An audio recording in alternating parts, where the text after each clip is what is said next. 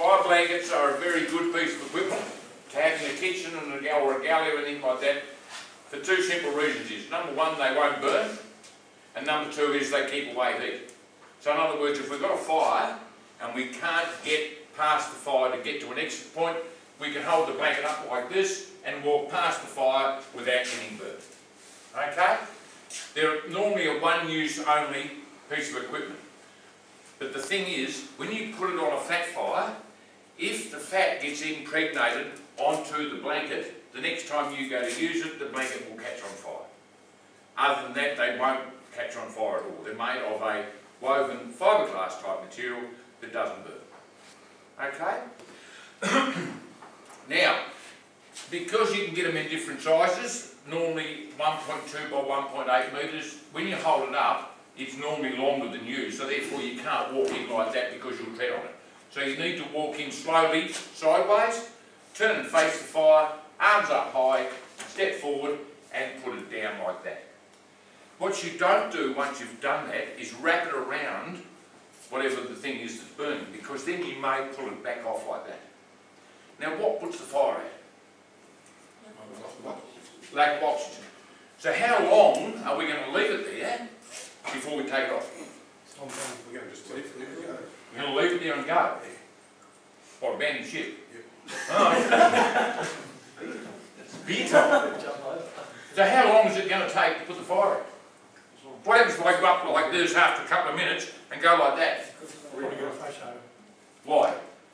You might, if you still have embers in there that might reignite with the vapours once you've introduced oxygen. Once you introduce the oxygen. So how do I overcome this problem? How long is that going to take?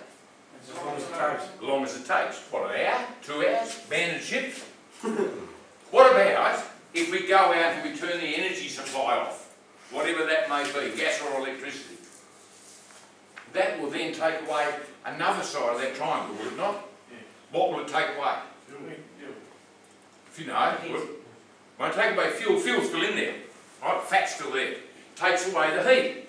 So now if we don't have heat and we don't have oxygen and we go like that and introduce oxygen, will we get flashover? Sure.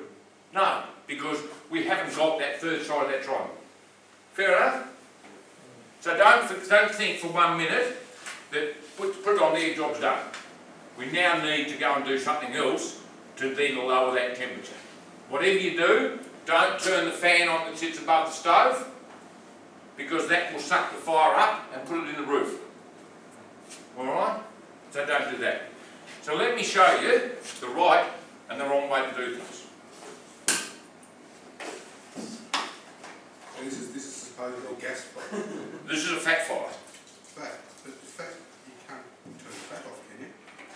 No, but you can turn the... There's fat in there when you're cooking a roast, Christmas roast. Yeah. Fat's the fuel. So fat's the fuel. Yeah.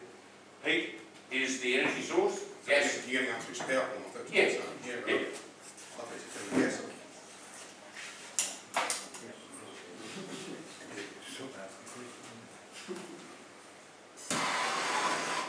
So there's our fire. Now, first thing you've got to do when you pull the blanket out of its packet is wrap your hands inside so that your hands are protected. Right? No exposed parts of your hands. Walk in sideways, turn and face it, arms up as high as you can go. Straight away what happens is you can't see the fire. So you need to be within 1 step so that all you do is take 1 step forward and keep going down. Now, see the flame, when I do that, it pushes away, so there's no chance of me getting burnt. So if I'm halfway through that whole operation and I decide then to change my mind, watch what happens. Halfway down, change your mind. See that? It follows you. And most people do this. Oh. So once you're halfway through that situation, you can't change your mind. And you keep going down and down and down. Just keep going like that and let it go. And step back. That's it. Fairly simple. You don't do what a bloke did on a course that Eric and I were doing and thought he'd be a smart aleck and go like that. Now, can I use dry chemical powder on that that's on fire? What do you reckon? Which dry chemical? Which one? There's only one. Which dry- Oh, I A, B, E or B, it doesn't really matter. It is. Yes, I could. What's the biggest problem with me doing that? Blowing it out of there. Blowing it out of there, because it comes out of that nozzle in a very small hole, doesn't it? And all that pressure is going to blow it everywhere. So we can't really do that unless you stand back and sort of let it fall down. Alright? Ever seen a dry chemical powder go off? Make a bit of a mess? So the kitchen's buggered, isn't it? Now, if you're going to put one of these in your kitchen, for goodness sake, don't put it on the wall behind the stove. Because when this thing's on fire, you can't get to the blanket. The standard says, put it on the wall at the entry so you can grab it within 4 seconds. We love the girls. Huh? Yep. That. Yeah.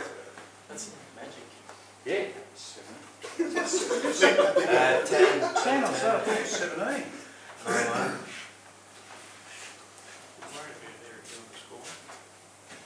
Good.